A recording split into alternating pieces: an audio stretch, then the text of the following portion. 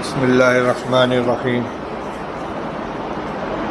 الحمد للہ رب العالمین والصلاة والسلام علی سید الانبیاء والمرسلین سیدنا و مولانا محمد وعلی آلہ وصحبہ اجمعین اما بعد فاعوذ باللہ من الشیطان الرجیم بسم اللہ الرحمن الرحیم وما ارسلناک الا رحمتا للعالمین صدق اللہ العلی العظیم۔ محترم بزرگوں، عزیزوں اور بھائیوں، آج کا دن جمعیت علماء ہند کی طرف سے یوم رحمت کے طور پر منایا جا رہا ہے۔ اس کا پس منظر یہ ہے کہ ہمارے ملک میں کچھ بدبخت حضرت نبی کریم صلی اللہ تعالی علیہ وسلم کی شان اقدس میں گستاخیاں کرتے ہیں، اور ہر گستاخ پہلے کے مقابلے میں اور زیادہ بدتمیزی، بدکلامی اور گستاخی کے حدود کو پار کرنے کی کوشش کرتا ہے۔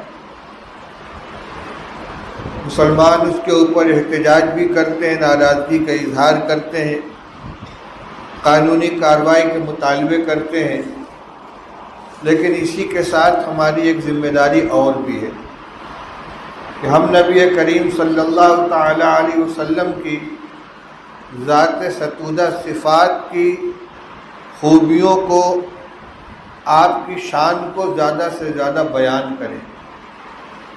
اللہ کے رسول صلی اللہ علیہ وسلم کی ذات اس کی محتاج نہیں ہے۔ آپ کی تعریف تو اللہ جل شانہ نے قرآن پاک کے اندر کی ہے۔ قرآن پاک کے متعدد آیات میں اللہ جل شانہ نے خود نبی کریم صلی اللہ علیہ وسلم کی شان کو بیان فرمایا ہے۔ لَقَدْ جَاءَكُمْ رسول من انفسکم عزیز علیہ ما عنتم حریص علیکم بالمؤمنین رؤوف الرحیم، کہ تمہارے درمیان تمہاری ہی لوگوں میں سے ایک رسول آ چکا ہے، جن کی صفات یہ ہے عزیز علیہ ما عنتم حریص علیکم، جو چیز تمہارے لیے باعث تکلیف ہو، باعث مشقت ہو، باعث پریشانی ہو، وہ ان کو بہت گراں گزرتی ہے۔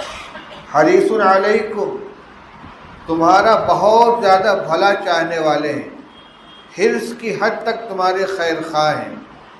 وبالمؤمنین رؤوف الرحیم، اور تمام ایمان والوں کے ساتھ بہت نرمی کرنے والے، بہت رحم فرمانے والے ہیں۔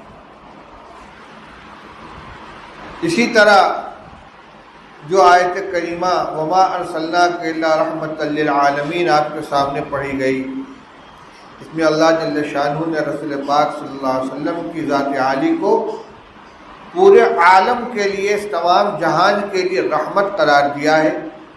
یہ خود اللہ جل شانہ کا ارشاد ہے۔ اللہ تعالیٰ کی یہ سنت ہے، اللہ کا یہ طریقہ ہے، تو اس نے اپنے نبی کی شان بیان کی ہے، ان کے اوصاف بیان کیے ہیں۔ اور جہاں تک تعلق ہے نبی کریم صلی اللہ علیہ وسلم کے اوپر اعتراض کرنے کا، آپ کی شان کو گھٹانے کی کوشش کا، یہ تو ابتدا سے سلسلہ چل رہا ہے۔ جب وحی الہی نازل ہوئی، وَأَنذِرْ عَشِيرَتَكَ الْأَقْرَبِينَ، رسول اللہ صلی اللہ علیہ وسلم سے فرمایا گیا کہ آپ اپنے قریبی رشتہ داروں کو اللہ کا ڈر سنائیے۔ یہ بالکل ابتدائے نبوت کے وقت کا واقعہ ہے۔ تو رسول اللہ صلی اللہ علیہ وسلم نے قریش کے لوگوں کو، بنی ہاشم کے لوگوں کو کوہ صفا کے دامن میں اکٹھا کیا، ان سے آپ نے کچھ گفتگو فرمائی، توحید کی دعوت دی۔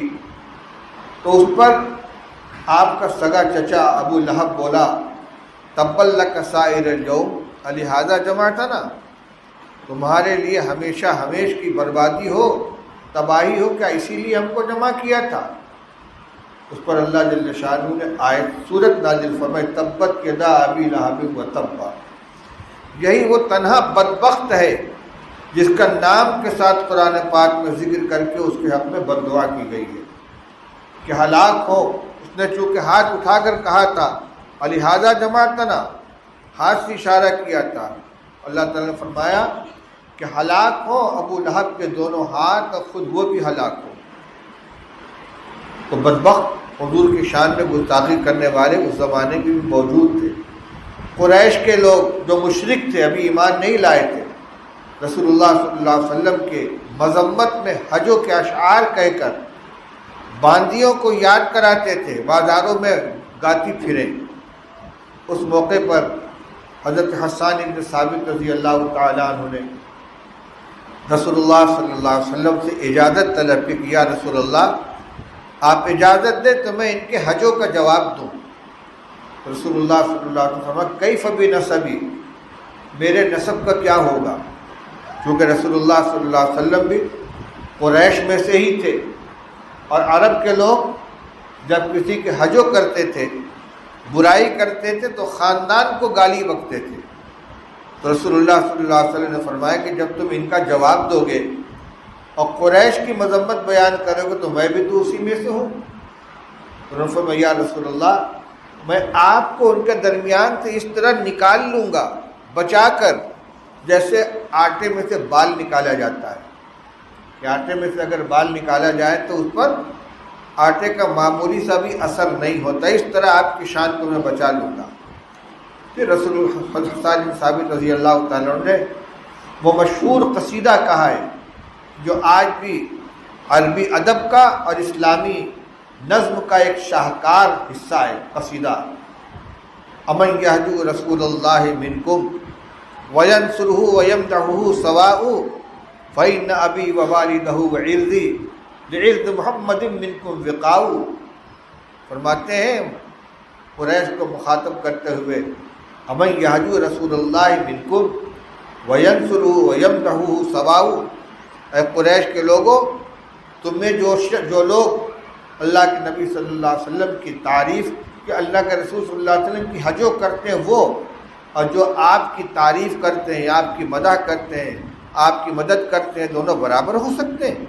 دونوں برابر نہیں ہو سکتے۔ پھر فرماتے ہیں فَإِنَّ أَبِي وَوَالِدَهُ وَعِرْضِي لِعِرْضِ مُحَمَّدٍ مِّنْكُمْ وِقَاءُ، میری جان، میرے باپ اور میری آبرو اور عزت سب اللہ کے رسول صلی اللہ علیہ وسلم کو بچانے کے لیے، آپ کی حفاظت کے لیے قربان ہے۔ میری جان بھی قربان، میرے آبا و اجداد بھی قربان، میری عزت و آبرو بھی قربان، حضور صلی اللہ علیہ وسلم کی عزت اور ناموس کی حفاظت کرنے کے لیے میں سب قربان کرنے کے لیے تیار ہوں۔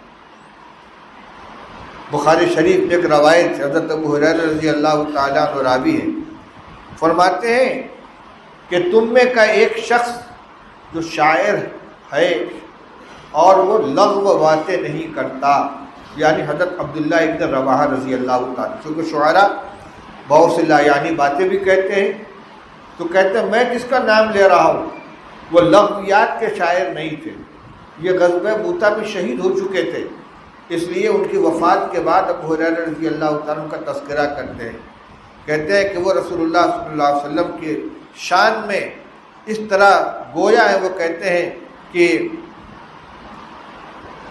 یبیت یجافی جنبہ عن فراشہ اذا استثقلت بالمشرکین المضاجع،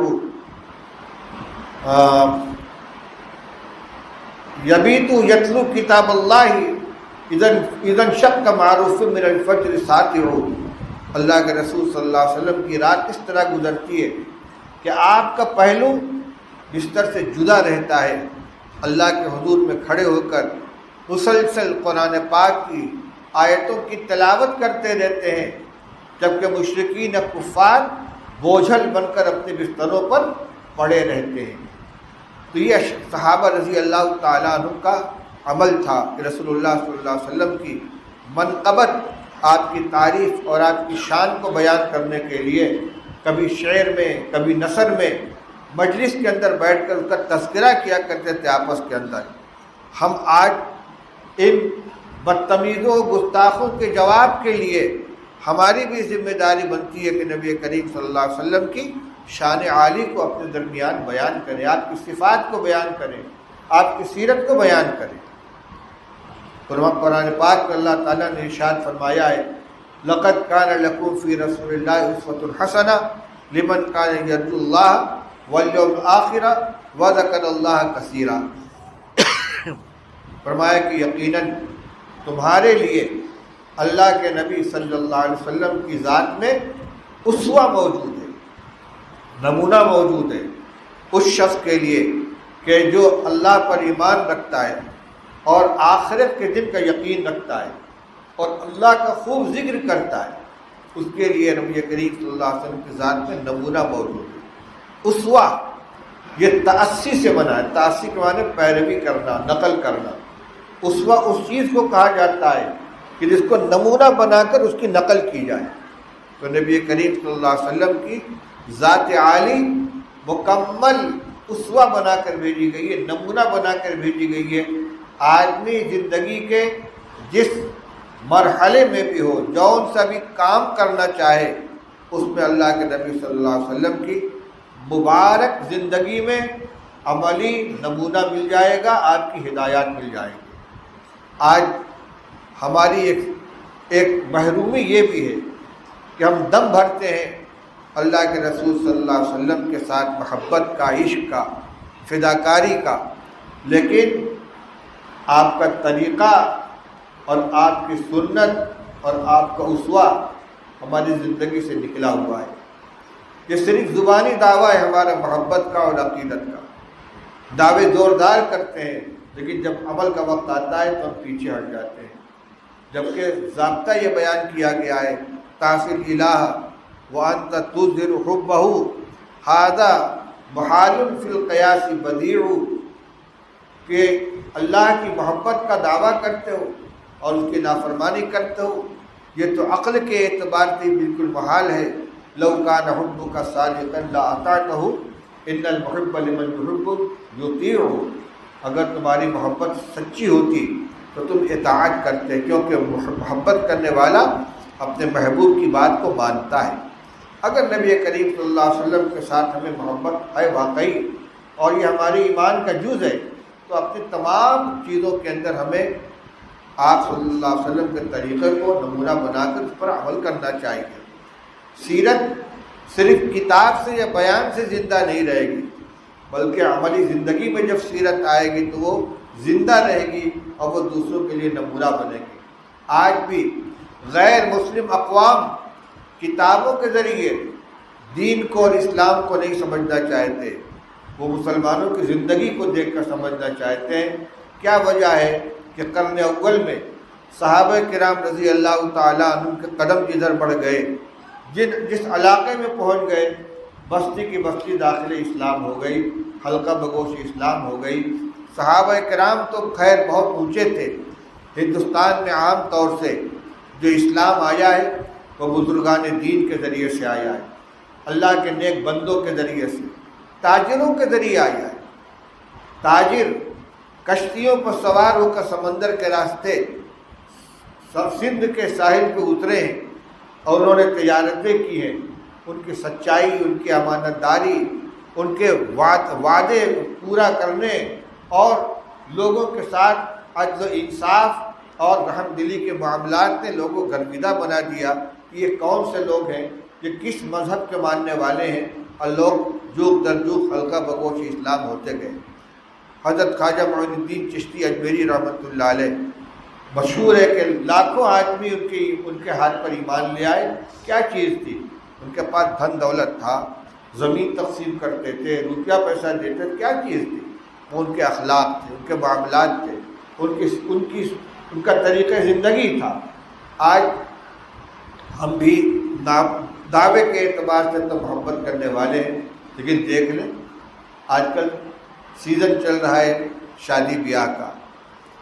میں آپ کے سامنے بخیہ نہیں ادھیڑنا چاہتا، لیکن تنہائی میں بیٹھ کر سوچیں کہ اسلام نے، نبی کریم صلی اللہ علیہ وسلم نے نکاح کا جو مبارک طریقہ ہمیں عطا فرمایا تھا اور جس کو اپنی سنت کہا تھا کہ نکاح میری سنت ہے، کیا یہی طریقہ جو ہمارے درمیان رائج ہے، اسی طریقے کا نکاح رسول اللہ صلی اللہ علیہ وسلم کی سنت تھی؟ آپ نے تو اتنا آسان بنا دیا تھا نکاح کو کہ 2 رکعت نماز پڑھنے سے زیادہ نکاح سے فارغ ہونا ہوتا تھا، کوئی اہتمام نہیں ہوتا تھا، اتنی سادگی کے ساتھ نکاح ہوتا تھا کہ بسا اوقات نبی کریم صلی اللہ علیہ وسلم مدینہ طیبہ میں موجود ہیں، آپ کے قریب ترین صحابہ اپنا نکاح کر رہے ہیں اور نبی کریم صلی اللہ علیہ وسلم کو اطلاع تک نہیں، آپ کو خبر بھی نہیں، نہ انہوں نے اہتمام کیا کہ ہم تو حضور سے نکاح پڑھوائیں گے، نہ اس کے لیے کوئی اعلان کیا گیا، نہ رسول اللہ صلی اللہ علیہ وسلم کی شکایت ہوئی۔ 2 واقعے تو بہت مشہور ہیں، ایک جابر بن عبداللہ رضی اللہ تعالیٰ عنہ کا، یہ صاحبزادے ہیں حضرت عبداللہ ابن عمرو ابن حرام رضی اللہ تعالیٰ عنہ کے، جو غزوہ احد کے شہداء میں سے ہیں، اور یہ اپنے باپ کے تنہا بیٹے تھے اور باقی ان کی بیٹیاں تھیں۔ بعض روایات میں 9 کا تذکرہ ہے، بعد میں 7 کا، بعد میں 6 کا۔ اتنی بہنوں کے یہ اکیلے بھائی تھے اور والد شہید ہو گئے اور بے انتہا مقروض تھے۔ رسول اللہ صلی اللہ علیہ وسلم نے ان کی بڑی خبرگیری فرمائی ہے، قرض خواہوں کے پاس سفارش لے کر گئے ہیں کہ باغ میں جو پھل آیا ہے تھوڑا سا لے لو، باقی قرضہ بعد میں لے لینا۔ یہودیوں کا قرضہ تھا مگر وہ مانے نہیں۔ اس موقع پر حضور صلی اللہ علیہ وسلم کا معجزہ ظاہر ہوا، طرح طرح سے آپ ان کی مدد فرماتے تھے، کیونکہ انہوں نے نکاح کیا مدینہ طیبہ میں رہتے ہوئے اور حضور کو خبر نہیں ہے۔ ایک غزوے سے واپس آ رہے تھے، مدینہ کے قریب پڑاؤ ڈالا اور پروگرام یہ تھا کہ صبح یہاں سے مدینے میں داخل ہوں گے۔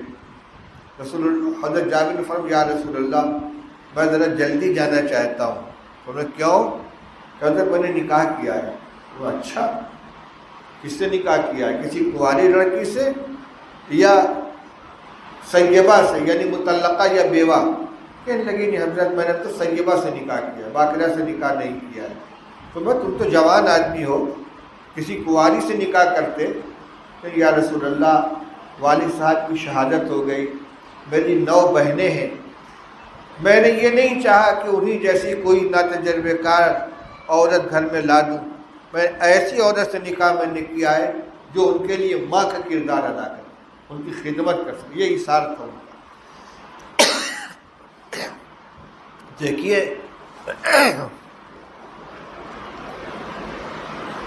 اتنے قریبی صحابی ہیں، حضور صلی اللہ علیہ وسلم ان کے سرپرست ہیں، ان کے معاملات کو دیکھنے والے ہیں، ان کی سرپرستی فرما رہے ہیں، لیکن انہوں نے نکاح کیا ہے، حضور کو اطلاع نہیں ہے۔ عبد الرحمن بن عوف رضی اللہ عنہ عشرہ مبشرہ میں سے، خوشحال صحابہ کرام میں سے، جب یہ ہجرت کر کے مدینہ آئے ہیں تو حضور صلی اللہ علیہ وسلم نے صحابہ کے درمیان مواخات کا رشتہ قائم فرمایا، یعنی ایک انصاری اور ایک مہاجر، ایک مدینہ والے ایک مکے والے، دونوں کو بھائی بھائی بنا دیا۔ بھائی یہ تمہارے بھائی ہیں، ان تمہارے ساتھ رہیں گے، ان کی خبر گیری کرنا۔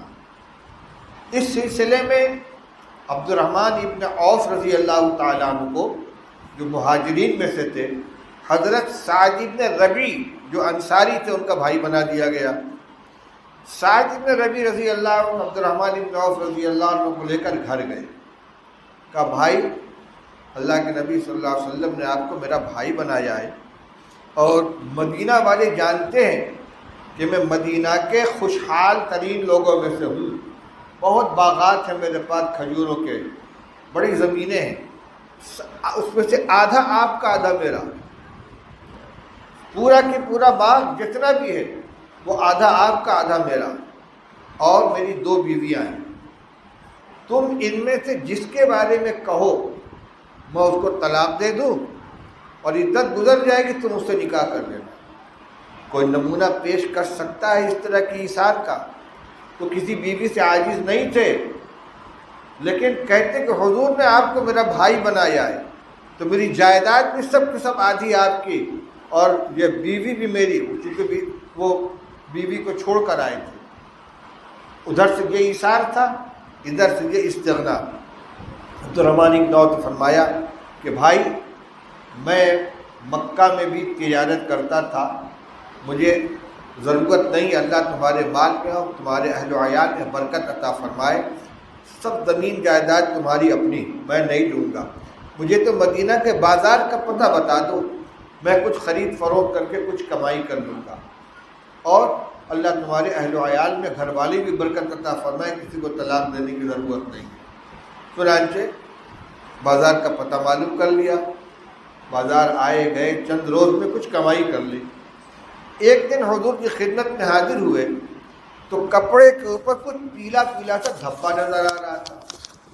عرب کی عورتیں کسم میں یا زعفران میں اپنے کپڑے رنگتی تھیں، اور خاص طور سے شادی کے بعد رخصتی کے لیے جو کپڑا استعمال کیا جاتا تھا وہ اس رنگ کا رنگا ہوا ہوتا تھا۔ اس رنگ کا کچھ دھبا عبد الرحمن ابن عوف رضی اللہ عنہ کے کپڑے پر نظر پڑا۔ بھائیم یا عبد الرحمن، کیا معاملہ ہے؟ تمہارے کپڑوں کو پیلا پیلا دھبا کیسا نظر آئے؟ یا رسول اللہ تزوجت، حضرت میں نے نکاح کیا ہے۔ کہ کس سے نکاح کیا ہے؟ کہ ایک انصاری خاتون سے۔ کہ مہر میں کیا دیا ہے؟ کہ 5 درہم کے برابر سونا دیا ہے، فرمایا ولیمہ کرنا، چاہے ایک بکری کے انہیں قربان کرنی پڑے۔ یہ نہیں فرمایا مجھے خبر بھی نہیں، تمہیں نکاح پڑھوا لیا، شادی کر لی، مجھے پتہ بھی نہیں دیا۔ یہ عبد الرحمن ابن عوف عشرہ مبشرہ میں سے 10 نمایاں صحابہ کرام میں تھے جن کو حضور صلی اللہ علیہ وسلم نے ایک ساتھ جنت کی بشارت عطا فرمائی ہے۔ خلفاء راشدین جو 4 ہیں بالترتیب، ان کے بعد انہی حضرات کا درجہ ہے۔ یہ طریقہ رسول اللہ صلی اللہ علیہ وسلم نے دیا تھا، اتنا آسان کر دیا تھا۔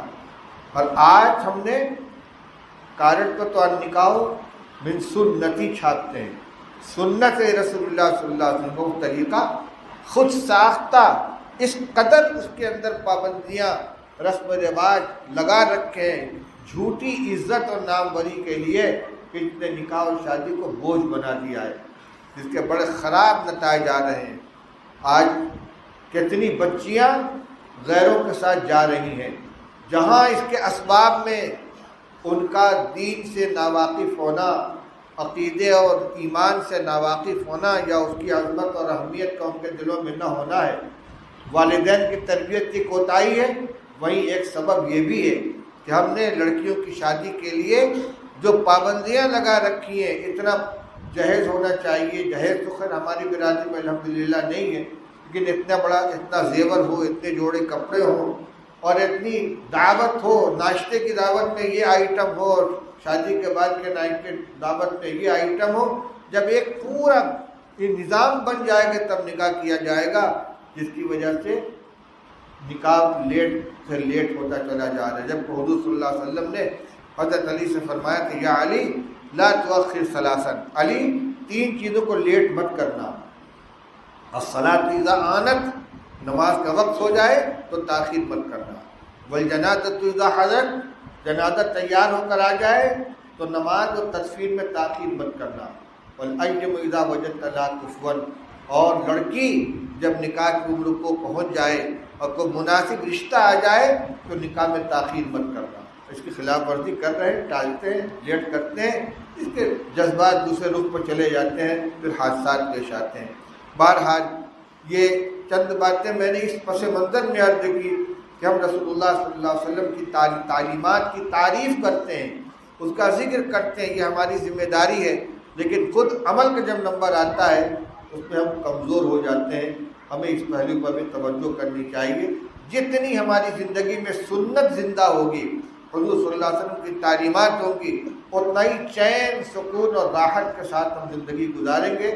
چاہے دنیا والے کچھ بھی کہیں، لیکن راحت اور چین اسی کے اندر ہے۔ ہمیں اس کا اپنی چین اور اپنے راحت کا خیال رکھنا چاہیے۔ اللہ تعالیٰ ہمیں توفیق عطا فرمائے۔